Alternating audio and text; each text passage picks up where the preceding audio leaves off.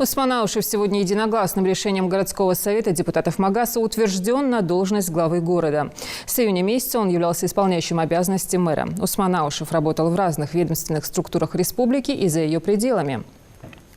Был президентом Ассоциации благотворительных фондов Ингушетии, руководителем фонда помощи нуждающимся «Рахма Инг», председателем Совета отцов при аппарате уполномоченного при главе республики по правам ребенка. До него пост главы администрации города занимал Руслан Арсамаков, который покинул место по собственному желанию летом прошлого года.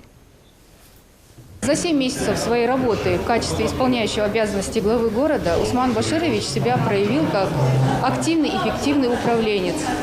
И депутаты городского совета сегодня пришли к единому мнению о том, что он справится со своей работой, справится со всеми задачами, которые перед ним стоят, и проблемы города будут решаться. Доверие, оказанное депутатами городского совета муниципального образования города Магас, я оправдаю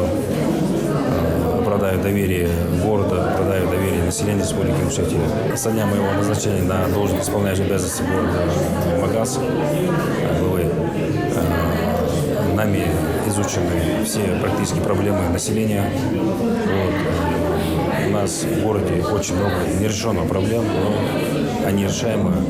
Я думаю, с моей командой мы все практически проблемы решим. Нами проведена инвентаризация, это вопрос стоит на контроле главы республики, инвентаризация земельных участков. Нами выявлено более 200 незаконно построенных объектов, незаконно захваченных земельных участков. Мы будем в рамках земельного законодательства Российской Федерации изымать все незаконно захваченные земельные участки и в рамках закона будем сносить незаконно построенные объекты.